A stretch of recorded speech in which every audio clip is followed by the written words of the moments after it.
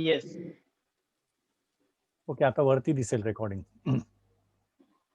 Recording start हो गई sir. नमस्ते. मैं Sandesh Lalge youth career guidance and soft skill training की तरफ से आप सभी का स्वागत करता हूँ. आज हमारे साथ है अभय मोकाशी सर, जो सीनियर पत्रकार है, जिन्होंने नमस्ते सर, जिन्होंने बहुत सारे मजल्ड वॉइसेस को आवाज दिया है. बहुत सारी चीजों को एक खुल के आवाज लाने में उन्होंने मदद की है. तो ऐसे पत्रकार आज हमारे साथ में हैं. और उसके साथ साथ उनका नया प्रोजेक्ट है मजल्ड वॉइसेस, उसके ऊपर ही बात करने के लिए आज हम यहाँ पे जुड़े हुए हैं. और इस मजल्ड वॉइसेस के वो संस्थापक है.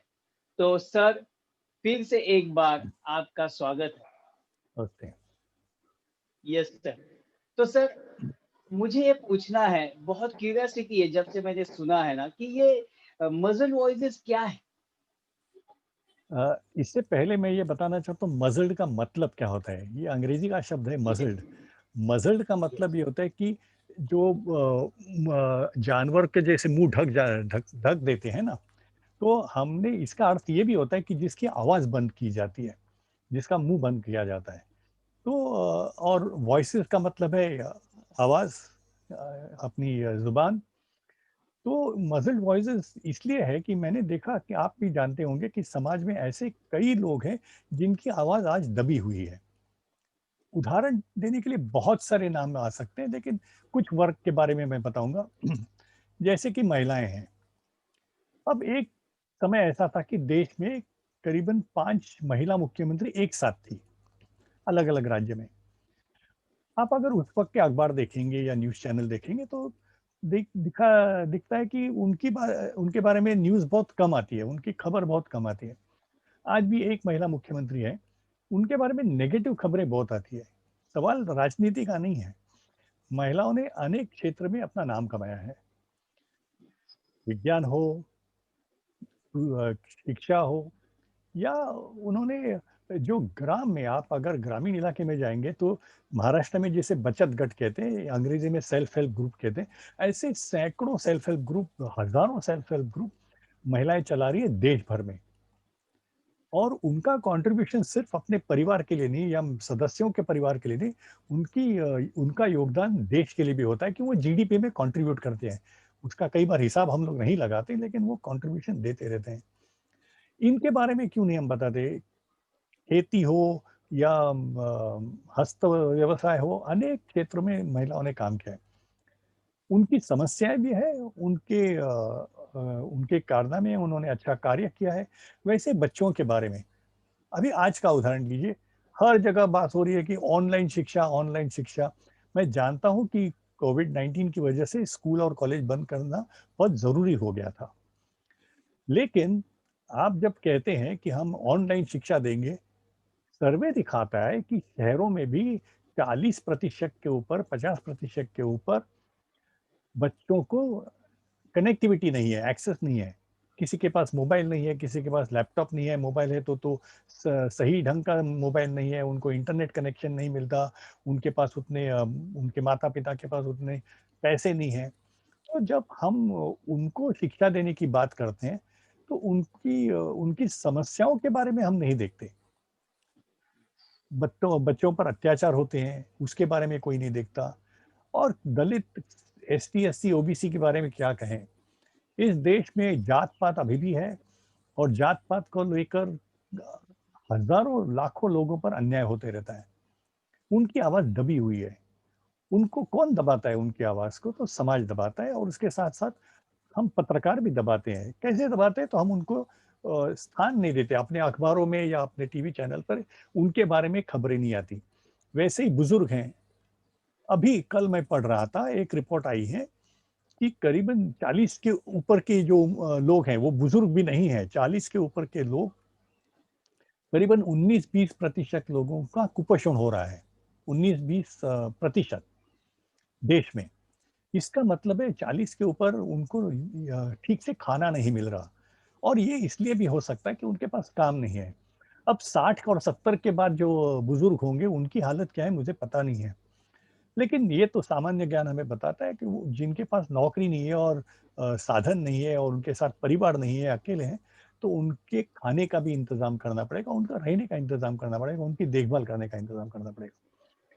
वैसे ही अगर हम देखते हैं, कल ही और एक ब खबर मैंने पढ़ी कि जो वातावरण में बदलाव आ रहे हैं, जिसको क्लाइमेट चेंज कहते हैं, उसकी वजह से पृथ्वी का तापमान बढ़ रहा है। अब उसकी कीमत जो विकसनशील देश है, जैसे भारत जैसे अनेक देश है, भारत भी है, तो उनको अभी मुझे आंकड़े याद नहीं होंगे ठीक से, लेकिन करीबन पौने 2 लाख करोड़ रुपए का उनको नुकसान होने वाला है क्लाइमेट चेंज की वजह से। इसके बारे में हम नहीं बात करते माध्यम में, ये आवाज़ भी दबी हुई है। हमारे मुंबई में, अभी मैं मुंबई में हूँ, आप मुंबई से बात कर रहे हैं। मुंबई में एक रात में 2000 पेड़ काटे गए आर्य मिल्क कॉलोनी में। उसके ऊपर कहाँ ज़्यादा आवाज़ हुई। अब हमको बचपन ही से सबको सिखाया कि पेड़ लगाओ, लेकिन हम तो पेड़ काटने के पीछे पड़े हैं। अनेक जगह जंगल तोड़े जा रहे हैं। किसानों की समस्या है। आप ऐसे बहुत है विषय जिनके बारे में जानकारी नहीं देते। क्लाइमेट चेंज तो मैंने बताया, पर्यावरण के बारे में है, लेकिन उसके साथ-साथ आप समझ लीजिए कि समाज के अन्य वर्गों का या विकास के बारे में, जब हम विकास की बात करते हैं, आप किसकी ज़मीन लेते हैं, उनको ठीक से मुनाफ़ा दिया जाता है कि नहीं, उनको ठीक से कॉम्पेंसेशन दिया जाता है कि नहीं, उनको नौकरियाँ दी जाती कि नहीं उस कंपनियों में जहाँ उनकी ज़मीन पर कंपनी खड़ी रहती है। ऐसे बहुत सारे विषय हैं। तो अभी आता हूँ, फिर ये तो मैंने किसकी आवाज़ दबी हुई है ये आपको बताया। तो एक पत्रकार की हैसियत से मैंने सोचा कि ऐसे लोगों को, जब मैं पत्रकारी करता था नौकरी में, तो मैंने, जैसे आप ही ने बताया शुरू में, मैंने ऐसे कई लोगों की आवाज़ को एक एक मंच देने की कोशिश की, उनके बारे में लिखने की कोशिश की, लेकिन मैं एक एक विशिष्ट प्रणाली में काम करता था। अखबार का मालिक मैं नहीं था और ना मैं वहाँ एकमात्र निर्णय लेने वाला व्यक्ति था। तो कई बार जनता को या हमारे सहकारियों को ऐसी खबर नहीं चाहिए थी। अब क्यों नहीं चाहिए थी, ये तो बड़ा सवाल है, इसके लिए अब अपने पास समय नहीं होगा। तो ऐसी पत्रकारिता मैंने करने की कोशिश की, थोड़ा बहुत कर पाया। फिर मैंने सोचा कि आज के दिनों में ये करना मुमकिन हो गया है। मेरा सपना था अखबार निकालूं, तो अखबार निकालना तो महंगा पड़ता है, प्रिंटिंग का खर्चा है, कागज कहाँ से लाएं। लेकिन अभी ये इंटरनेट का युग है, तो हमने सोचा है कि ऐसा एक मंच बनाएँ, जो ऐसे लोगों को या ऐसे विषयों के लिए एक खुला मंच होगा, जहाँ इन लोगों के बारे में या इन विषयों के बारे में खबरें आती रहेंगी। अब सवाल ये भी हो सकता है कि कई पत्रकारों ने भी अब नौकरी गई हैं या रिटायर हुए हैं, तो उन्होंने भी ऐसे मंच खोले। लेकिन मैं देखता हूँ यूट्यूब में बहुत सारे पत्रकारों ने चैनल खोले, अच्छा काम कर रहे हैं, उनके बारे में भी शिकायत नहीं है। लेकिन ज़्यादातर खबरें सिर्फ राजनीति की होती है। ये फलाने नेता ने क्या किया, ये पार्टी ने क्या किया, वो पार्टी ने क्या किया। दुनिया में इससे ज़्यादा विषय हैं, उसके बारे में जानकारी देनी चाहिए। Yes, yes. तो आपको मैंने सवाल पूछा कि ये मज़ल वॉइसेस क्या है? आपने मज़ल वॉइसेस का मुझे अर्थ भी बताया, ओके। आपने क्यों सोचा, इसके बारे में भी थोड़ा-बहुत आपने ये बताया है कि ये एक दबे हुए इतने सारे आवाज़ है, उनको आपको एक खुला मंच देना है, उनकी आवाज़ लोगों तक पहुँचानी है, इसलिए आपने ये एक मंच खड़ा किया है। बट मैं पूछना चाहूँगा, फिर अगर ये मंच है, तो ये मंच पे बहुत सारे बाकी पत्रकार ही नहीं, अगर आम आदमी भी अगर शामिल होना चाहता चाहता हो, तो कैसे शामिल हो सकते हैं? क्या है बहुत एग्ज़ैक्टली? बहुत अच्छा सवाल है। जब मैं खुला मंच कहता हूँ, तो खुला तो होगा, लेकिन इसका मतलब ये नहीं कि पूरा खुला होता है। बंधन थोड़े इसलिए होते हैं कि हम चाहते हैं कि काफ़ी संस्थाएँ हैं, जिसको हम एनजीओ कहते हैं। काफ़ी संस्थाएँ देश भर में इन क्षेत्रों में काम कर रहे हैं और उनकी भी खबर दुनिया के सामने नहीं आती। कुछ कारण हो सकते हैं, लेकिन नहीं आती है, ये तो सच्चाई है। उसके साथ-साथ कई व्यक्ति हैं, जो ऐसे क्षेत्र में काम करते हैं, जिसे हम सोशल एक्टिविस्ट कहते हैं। उसके साथ-साथ आम जनता है, आप जैसे मेरे जैसे लोग हैं, जिनके पास शायद कोई संस्था नहीं है, ना कोई पद है, लेकिन उनको एक आस्था है, उनको इन लोगों के बारे में चिंता है और एक आस्था है कि इसके लिए कुछ करना चाहिए और कुछ हो सकता है, ये विश्वास है कि हो सकता है। तो ऐसे लोगों से हम उम्मीद रखते हैं कि आप अपने कार्य के बारे में खबर देते रहें और इस मज़ल्ड वॉइसेस में उसको स्थान मिलेगा। लेकिन अब मैं सेंसरशिप पे विश्वास नहीं रखता हूँ, लेकिन लेकिन ये बहुत बड़ा लेकिन है। जो लोग समाज में एक ज़हर फैलाना चाहते हैं कि जात-पात का या धर्म का, ऐसी खबरें नहीं आएँगी। जिसे हम हेट स्पीच कहते हैं कि दूसरों के बारे में द्वेष फैलाना, ऐसी खबरें नहीं आएँगी। तो ये कोई कहेगा कि जैसे बातों में मैंने बोला नहीं माइनॉरिटीज़ के बारे में, अब लब जब लोग माइनॉरिटीज़ की बात करते हैं तो कल कई बार गलतफ़हमियाँ होती हैं कि माइनॉरिटी का मसला मतलब मुसलमान। सिर्फ मुस्लिम नहीं है। माइनॉरिटी यानी जो एक तो धार्मिक माइनॉरिटी हो सकता है, तो उसमें मुसलमान आए, क्रिश्चियन आए, बुद्धिस्ट आए, जैन आए, बहुत सारे ऐसे धर्म हैं, पंथ हैं। लेकिन उसके साथ-साथ भाषा की माइनॉरिटी हो सकती है, विचारों की माइनॉरिटी सबसे बड़ी ज़रूरत है आज। आज कई बार विचारों की माइनॉरिटी है, लेकिन माइनॉरिटी कई बार सही होती है, तो उनको भी स्थान देना चाहिए। तो आज जैसे कि मैं ये नहीं कहूँगा कि घृणा फैलाने वालों से ज़्यादा आई मीन यानी कम लोग हैं कि जो घृणा नहीं फैलाना चाहते, शायद उनकी संख्या ज़्यादा है, लेकिन वो बोलते नहीं हैं। तो हम इसके खिलाफ आवाज़ उठाना चाहते हैं, ऐसे लोगों के लिए कि ये मंच है। दूसरे साथ ये भी है कि जो लेखक हैं, अच्छा लेख लिख सकते हैं, विश्लेषण कर सकते हैं, उनको भी यहाँ मौका मिलेगा। अब सबसे बड़ा सवाल है कि शायद आप उसके ऊपर बात करेंगे। आज की स्थिति में जो लोग ऐसी खबर देंगे, उनको हम आर्थिक योगदान नहीं दे सकते, हम उनको पैसा नहीं दे सकते। अपने पास मैं उतने एक्चुअली वो सॉरी आपको डिस्टर्ब कर रहा हूँ। मैं नहीं, आपको नहीं। एक्चुअली पूछने वाला था कि मैं थोड़ा अलग एंगल से पूछने वाला था कि आप ये आपके साथ में जुड़ने के लिए उनको कोई पैसा देना पड़ेगा क्या? या कैसे जुड़ सकते हैं? तो ये मैं आपको पूछने वाला था। नहीं, जो जुड़ना चाहता है उनको पैसे देने की ज़रूरत नहीं। हमें पैसे की ज़रूरत है। पैसे की ज़रूरत इसलिए कि ये काम एक आदमी का नहीं हो सकता, इसमें कई लोगों का योगदान चाहिए कार्य करने में। खबरें आएँगी तो उसका संपादन करना, वो ठीक से लिखा जाए पत्रकारिता के पूरे स्टैंडर्ड्स को ध्यान में रखते हुए और फिर वो वेबसाइट पे डालें। आगे हमारा सपना है कि हम एक ई-पेपर निकालेंगे, अखबार निकालेंगे। फ़िलहाल हम अंग्रेज़ी में शुरू करेंगे, लेकिन मुझे यकीन है कि बहुत जल्दी हम हिंदी और मराठी में भी शुरू करेंगे।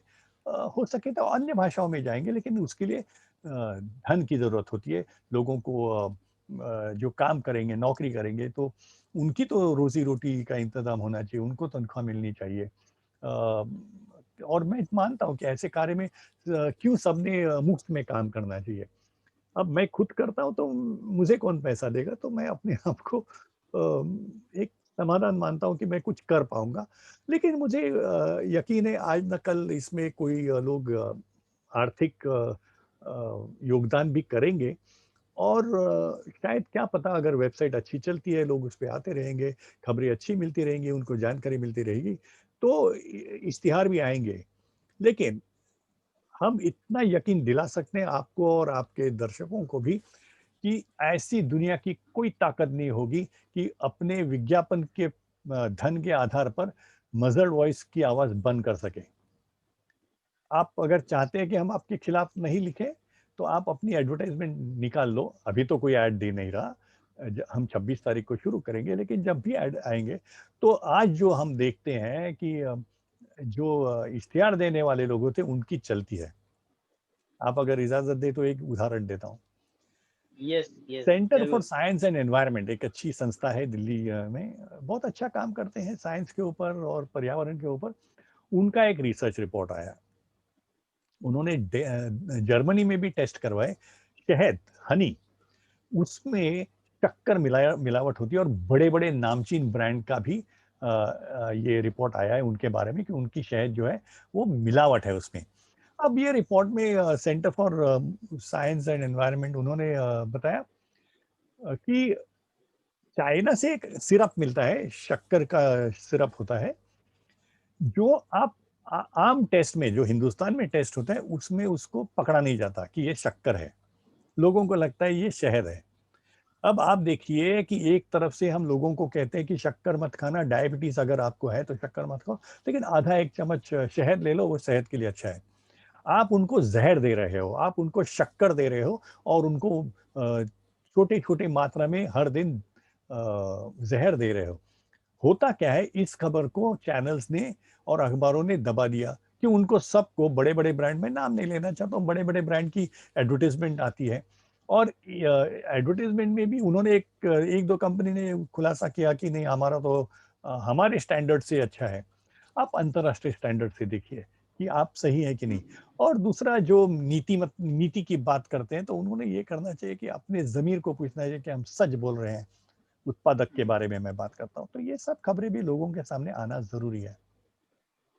यस, यस, आपने बहुत सही मुद्दा सामने लाया है कि जात-पात, धर्म या और भी पॉलिटिक्स, इसके अलावा भी बहुत सारे अच्छे मुद्दे हैं जिसके ऊपर प्रकाश डालना बहुत ज़रूरी है। बिकॉज़ जैसे आपने कहा कि ये छोटा-सा मुद्दा है, बट छोटा नहीं है, बहुत बड़ा है, बहुत सारे लोगों के हेल्थ का मामला इसमें जुड़ा हुआ है।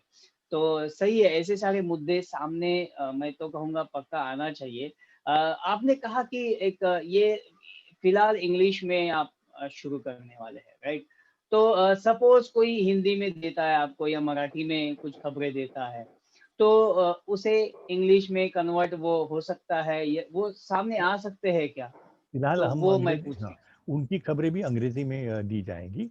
क्यों अभी आप अगर देखेंगे तो सवाल आपका बहुत अच्छा है, लेकिन ज्ञान की भाषा आज अंग्रेज़ी है। अब कई जो झूठे देशभक्त होते हैं वो ये अगर देखेंगे तो चिल्लाएँगे नहीं, नहीं ज्ञान की भाषा संस्कृत है और हिंदी है और मराठी है या तमिल है। तमिल वाले और मराठी वाले इतना चिल्लाते नहीं है, हिंदी में चिल्लाएँगे, कल से टीवी पे आ जाएगा कि नहीं माफ़ी माँगो सिर्फ़ हिंदी ज्ञान की भाषा है, संस्कृत है, ऐसी बात नहीं है। आज जो दुनिया से ज्ञान आ रहा है वो अंग्रेज़ी में आ रहा है और ज्ञान, ज्ञान होता है।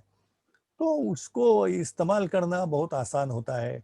सरकार की काफ़ी रिपोर्ट्स आती है अंग्रेज़ी में हैं, यूनाइटेड नेशंस की रिपोर्ट्स काफ़ी अंग्रेज़ी में आती हैं। दूसरी भाषाओं में भी मिलती है, हिंदी में कम मिलती है, कभी-कभी मिलती है, सभी रिपोर्ट हिंदी में नहीं मिलती है, संयुक्त राष्ट्र की रिपोर्ट। तो मैं इन रिपोर्ट को हमेशा पढ़ते रहता हूँ, देखते रहता हूँ, वर्ल्ड बैंक के रिपोर्ट्स होते हैं, जिसके बारे में जिसमें हिंदुस्तान के बारे में, भारत के बारे में कुछ ना कुछ खबर होती है जो आम जनता को जानकारी मिलनी चाहिए। क्यों पत्रकारों का सबसे बड़ा कार्य ये होता है कि समाज का वो आईना होता है कि समाज में क्या आ रहा है वो हम दिखा रहे हैं। लेकिन हम क्या दिखा रहे हैं वो सब नहीं दिखा रहे, एक कोने का कुछ दिखा रहे हैं। या तो है ही नहीं और उसको बना के दिखा रहे हैं या है लेकिन वो कोने में है, वो कोई बड़ी बात नहीं है। हूँ। तो आप हिंदी यस, और मराठी में फ़िलहाल तो भेज सकते हैं, हम इसका इस्तेमाल करेंगे। Great, great. Thank you so much sir कि बिकॉज़ ये बहुत इम्पोर्टेंट है कि जो बहुत जगह पे अलग-अलग क्षेत्र में है, सबको इंग्लिश ज्ञात है, ये बोल नहीं सकते, बट बाकी भाषाओं के माध्यम से आप तक ये मैसेज पहुँचेगा, जो संदेश देना चाहते हैं दुनिया को, तो आप उसे इंग्लिश में कन्वर्ट करके भी डालेंगे। बहुत अच्छा लगा एंड आई थिंक सो आप उनका नाम देंगे, राइट? कि जो आपको बिल्कुल, मैसेज भेजने वाले बिल्कुल, हैं, बिल्कुल, उनका वहाँ पे बिल्कुल। नाम। नाम क्या हम उनकी तस्वीर भी छापने को तैयार हैं वेबसाइट पर। यस, यस, यानी ये लेखक है ग्रेट, इन्होंने ये खबर दी है। लेखकों के बारे में, मैं पत्रकारों के बारे में नहीं कहता हूँ, क्यों? अगर छोटी-मोटी खबर देते हैं तो उसमें उनका फ़ोटो छापना सही नहीं रहेगा। सोचतेंगे आगे सोचेंगे, लेकिन उनका नाम तो आएगा कि किसने दिया है उनको लेकिन उसके साथ-साथ ये भी कहूँगा कि कई बार लोग अपना नाम बताना नहीं चाहते हैं। तो उनको भी हम एक प्रोटेक्शन देंगे कि आपका नाम कहीं कभी भी बाहर नहीं आएगा, किसी को नहीं पता चलेगा। क्यों कई बार लोगों को अपनी जान का भी खतरा होता है। तो ऐसे लोग अगर अपना नाम नहीं बताना चाहते लेकिन अच्छी जानकारी देना चाहते हैं, तो ज़रूर वो जानकारी का इस्तेमाल करने की कोशिश की जाएगी क्यों हमको उसकी सही एक पहचान होनी चाहिए वो खबर की कि वो सही है। फेक न्यूज़ तो हम नहीं देना चाहते हैं। यस, यस, सही बात है। वो तो फेक न्यूज़ देके फिर कोई मतलब नहीं रहेगा। अब मैं आपको पूछना चाहूँगा कि सर अब ये जो इन्फॉर्मेशन है वो डेली आप पब्लिश करेंगे या वीकली पब्लिश करेंगे? कैसे सोच रहे हैं आप ये अब कैसा पब्लिश अच्छा करेंगे? सवाल है। वेबसाइट है तो डेली की कोशिश है, लेकिन जैसे मैंने बताया कि आज हमारे पास मानव संसाधन कम है, तो कम लोगों के साथ ये काम हो रहा है, तो मुश्किल हो जाता है कि दिन में सिर्फ 24 घंटे हैं और कुछ घंटे तो इंसान को सोना भी पड़ता है, कि हम मशीन नहीं होते कि 24 घंटा 7 दिन काम करते रहें।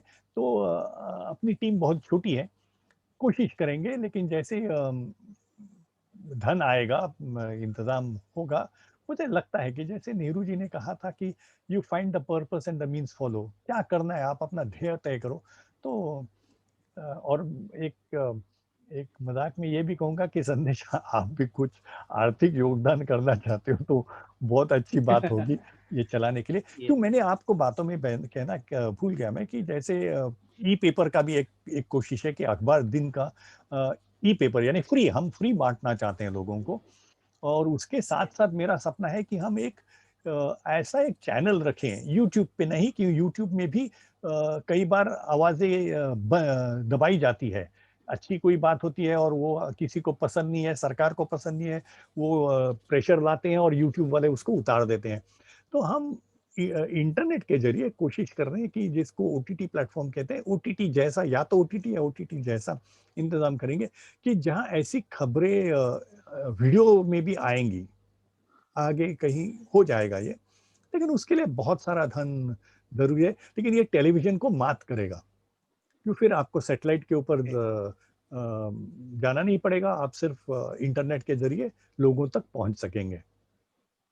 Great, great. बहुत बहुत अच्छा आपका ये विचार है कि प्रिंटिंग के बाद आप उसको वीडियो में भी लाना चाहते हैं। बहुत अच्छा लग रहा है कि सुनकर ये सारी चीज़ें। और एक मैं पूछना चाहूँगा, हमारे पास लोग कम हैं, संसाधन कम है। अगर सपोज़ अपना ये आज का ये टॉक देखने के बाद अगर किसी को लगा कि चलो हम आपको एक एज़ अ रिसोर्स पर्सन आ जाते हैं, संसाधन करके, फॉर एग्ज़ाम्पल एडिटिंग कुछ करना है या कुछ मटेरियल का इंतज़ाम करना है, उस प्रकार अगर कोई आप हाँ, जुड़ना चाहता है आपसे, तो उनके लिए दरवाज़े खुले हैं क्या? बिल्कुल, बिल्कुल, बिल्कुल खुले हैं, लेकिन उसमें भी ज़्यादातर हम कोशिश करेंगे कि जो पत्रकारिता के विद्यार्थी हैं, उनको हम एक इंटर्नशिप देना चाहते हैं। मैंने कई संस्थाओं को लिखा भी है कि आपके अगर स्टूडेंट्स कुछ सीखना चाहते हैं, तो उनको सीखने भी मिलेगा।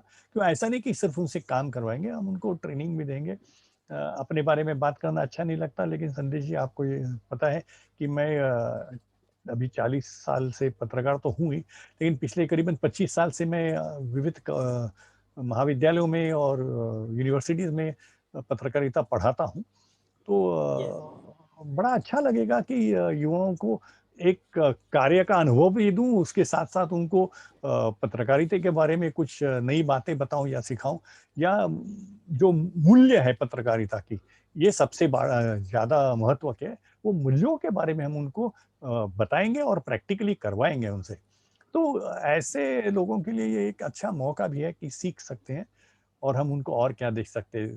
सीख के साथ-साथ हम उनको एक सर्टिफ़िकेट देंगे कि उन्होंने हमारे यहाँ इंटर्नशिप की है। इंटर्नशिप किया। Yes, yes, thank you sir. Yes, it's very important कि किसी को जॉइन करना है तो आपके दरवाज़े खुले हैं।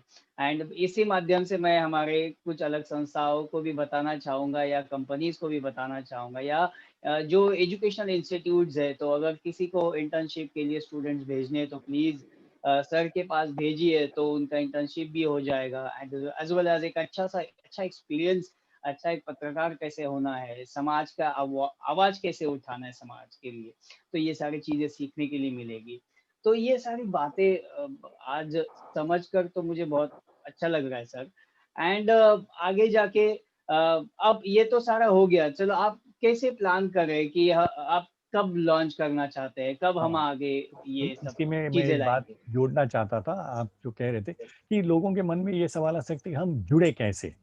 तो info@muzzledvoices.com, info@muzzledvoices.com, यहाँ आप यस, अपना ईमेल डाल सकते हैं, बायोडाटा भेज सकते हैं, और आप किस फ़ील्ड में काम करना चाहते हैं, रिपोर्टिंग करना चाहते हैं, फ़ोटोग्राफ़ी करना चाहते हैं, वो आप लिख कर भेजिए, तो उसको आपको सही मौका मिलेगा।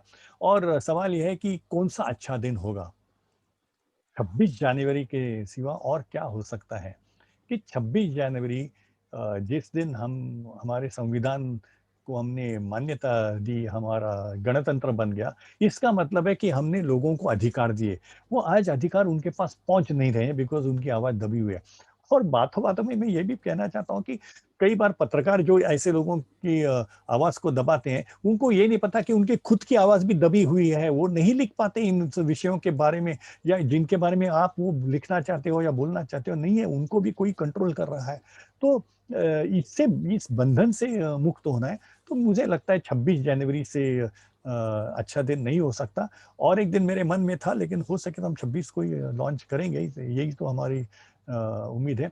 लेकिन सबसे बड़ा जिस आवाज़ को बंद करने की कोशिश की, वो विचार को नहीं, उस आवाज़ को बंद किया, वो था 30 जनवरी को।